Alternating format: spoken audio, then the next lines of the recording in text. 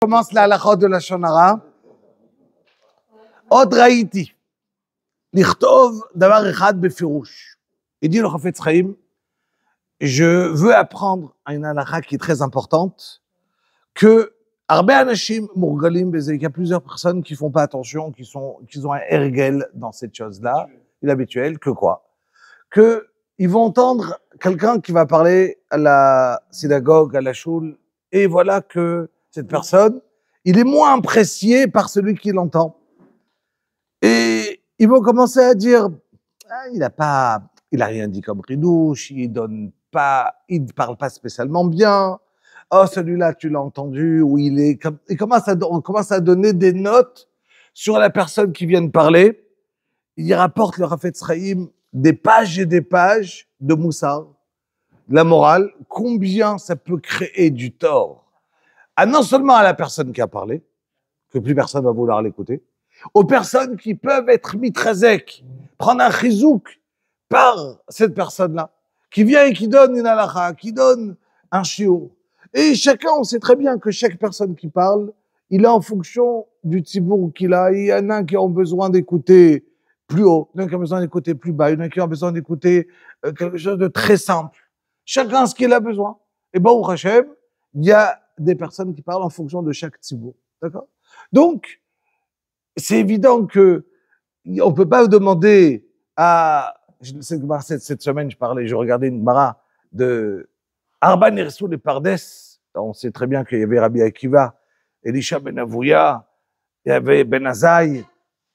Ils sont rentrés dans le Pardes et chacun, il a vu Akadosh Baruch Hu. Ça veut dire que, alors, il est niftar, à la comme que le Iranien Adam Vachai. Rabbi Akiva, il a réussi à ne pas voir. D'accord, donc il a rentré Béchalom. Il est devenu fou. Et l'autre, il a été devenu kofer. D'accord? Il a apikoros, il a tout lâché. D'accord? Pourquoi? Parce que, tout simplement, chaque vision, elle est différente. Ça veut dire, chacun, il a un niveau différent de combien elle est sa marchava. Donc, je reprends. La halakha, il te dit, le Chafetz Chaim, attention. Quand tu vas entendre, tu vas quelqu'un qui va faire, il y a un rave qui va venir, qui va parler, qui dit des livrets Torah.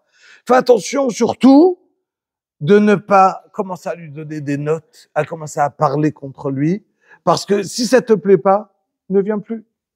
Ça te convient, très bien. Mais tu n'as pas besoin de commencer à parler contre, parce que tu n'as aucune idée combien tu vas être basique. Et il dit le Chafetz Chaim, non seulement ça, c'est que si quelqu'un, en plus, il va faire une blague sur la personne, et un let's, quand on fait une blague, on sait que derrière, une leitzanut achat, leitzanut achat, docham, mea tochachot.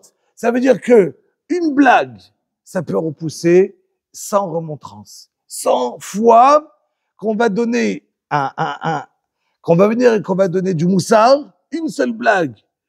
Il rapporte qu'il y avait le fils de Chafetz Chaim qui disait que des fois il y avait d'apikorosim, des gens qui venaient pour discuter au niveau de l'Itpaltsef, de venir et réfléchir, est-ce que la halakha elle est comme ça, et venir et parler de Emouna.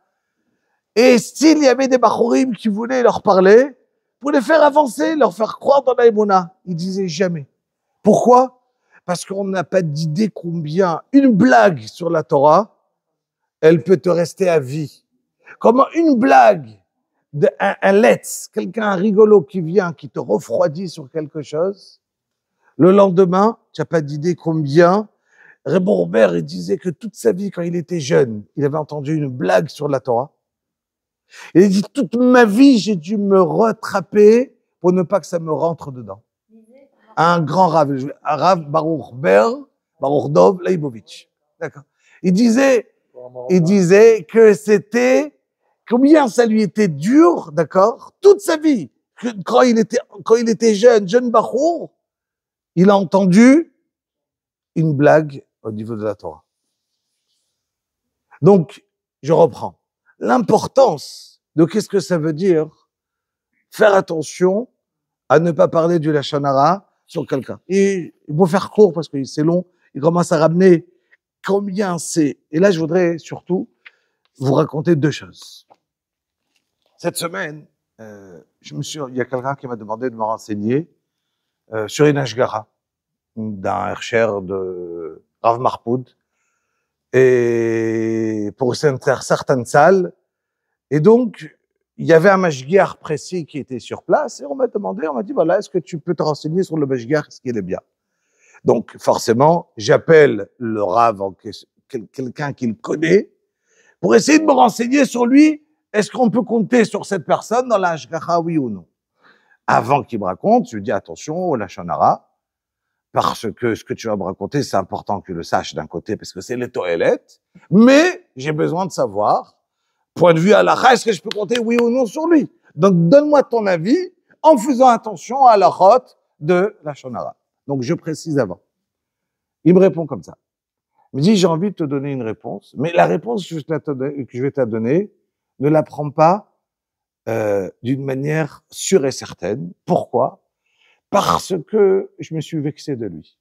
Donc peut-être mon jugement que je vais te donner, il sera faux. Donc fais attention, avant de te donner ce que je vais te dire, mets-toi en tête que j'ai un problème, que je me suis vexé de cette personne. Donc regardez que j'ai trouvé comment c'était droit de donner un avis sans vouloir d'un côté le rabaisser. D'un côté, j'ai besoin de donner la halakha. Est-ce qu'on peut compter sur ce mashgiach? Ou est-ce que oui ou non?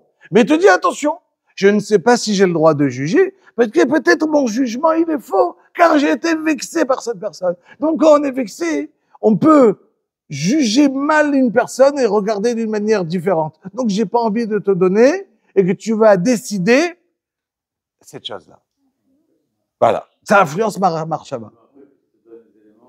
C'est ce qu'il m'a dit. Il m'a dit, je te donne les éléments et c'est à toi de réfléchir.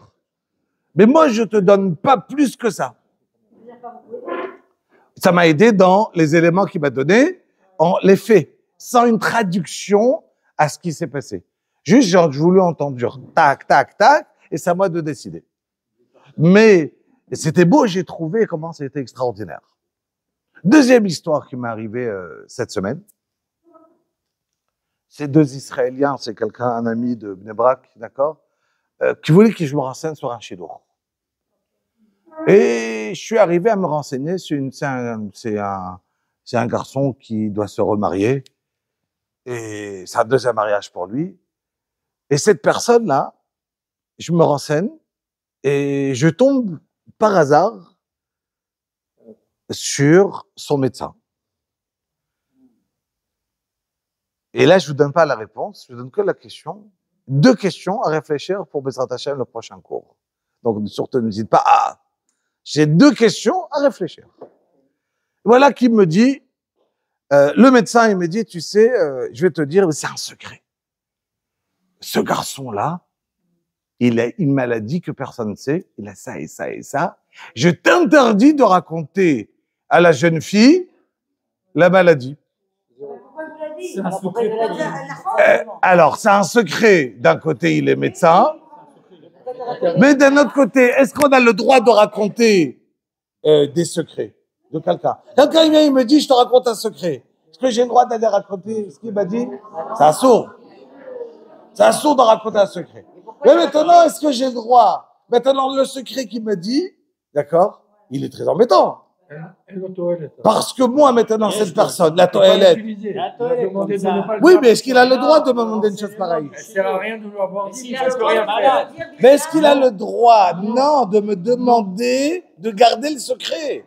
Est-ce que c'est comme si quelqu'un il va me dire, je te demande de garder le secret sur quelque chose qu'il n'a pas le droit de me demander? Est-ce que tu m'as demandé? C'était rien? Oui, mais il a quand même, il me l'a quand même transmis. Il m'a transmis, il m'a dit, tu sais, voilà, il savait que j'allais pas le transmettre, ou que j'allais oui transmettre, je sais pas. La question, elle était, il me dit, ok, mais la question, elle est, quelqu'un qui s'est soulagé chez moi, est-ce que j'ai le droit de me soulager moi aussi? Non. Pour le bien, je pense. Est-ce que moi, j'ai le droit d'appeler la fille? Normalement, pour le bien de la personne.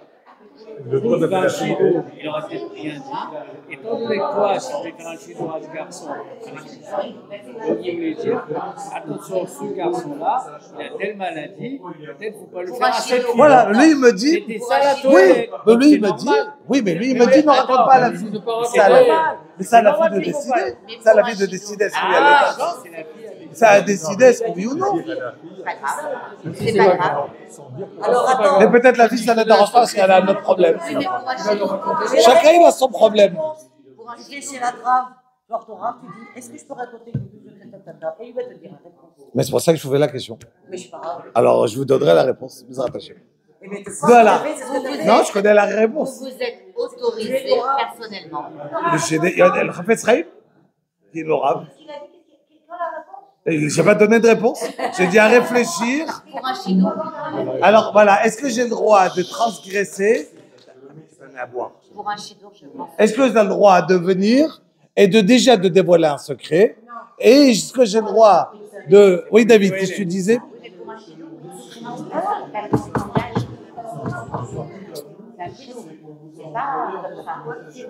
Pour un chido, c'est sûr. Ouais. Donc, le but du médecin, c'est en donner la maladie, c'est que vous jugez de votre propre personne si la maladie qu'il a, le message que vous devez donner au commandant militaire, il est oui, vas-y, fonce, ou il y a un problème. D'accord. Donc, en deux mots, moi, je deviens le juge. Est-ce que j'ai le droit de... Mais lui, le problème, c'est qu'il m'a pas dit ça. Il m'a pas dit, tu seras le juge. Il m'a dit, je t'interdis. Clairement. Au téléphone, le gars, il m'a dit. Quoi il t'a dit? Pour ne pas l'écouter. Pour ne pas l'écouter. Possible? Pourquoi tu l'as Ouais. écouté? Hein? Pourquoi tu l'as écouté? Non, mais je pense que j'avais le droit de l'écouter. Non, mais il t'a dit de ne pas le De ne pas répéter. À la fin, il t'a dit ça? Oui, à la fin, il m'a raconté et il m'a dit à la fin, tu ne le racontes pas. Est-ce que tu as le droit d'écouter? C'est du lachonara? Non, c'est pas de la chaleur. Si. Mais non, dans un chidour, Ah, c'est une toilette. j'ai besoin de savoir. Et s'il y a quelqu'un, je me renseigne. D'accord. Tu as fait exprès d'aller voir le médecin pour savoir? Oui, on m'a demandé. Non, J'ai réussi. Par hasard, on devait me renseigner. Par hasard, on m'a dit, il le connaît. Et je suis tombé sur quelqu'un qui était son médecin. D'accord? Oui, Barour, quand je lui dis par hasard Bin Hashamaim, toujours Bin Hashamaim. Mais dans le sens où, cette personne-là, maintenant, ma question, elle était, est-ce que je dois l'appeler et lui dire, attention, la personne, il est malade, d'accord?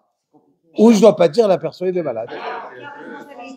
C'est le médecin qui était malade. Obligé de dire, sinon c'est Le le médecin, Sauf, Rabotaille, il n'y a pas beaucoup de temps. Il n'a pas besoin de La semaine prochaine, on en revient la semaine Mais prochaine. toi, tu es obligé de raconter. Le médecin, il n'a pas besoin de raconter.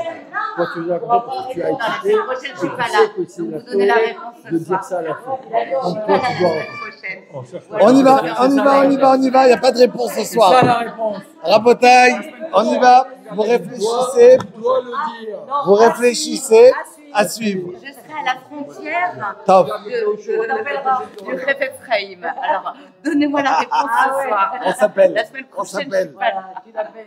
Je vous dis, mais j'ai déjà préparé la question de la semaine prochaine. Je vous l'ai dit tout de suite. Ça ne va pas la semaine prochaine.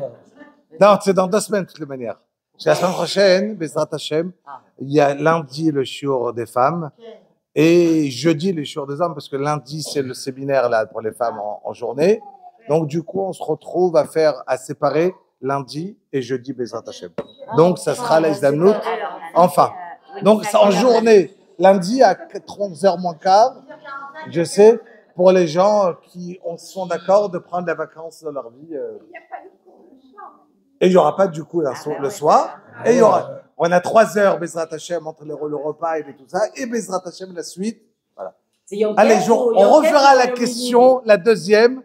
Je vous fais la deuxième Kippur? question. Yom Kippur ou Yom Ou bien une autre fois. Allez, on y va. On commence la paracha. On reprend. Allez, on commence déjà la paracha.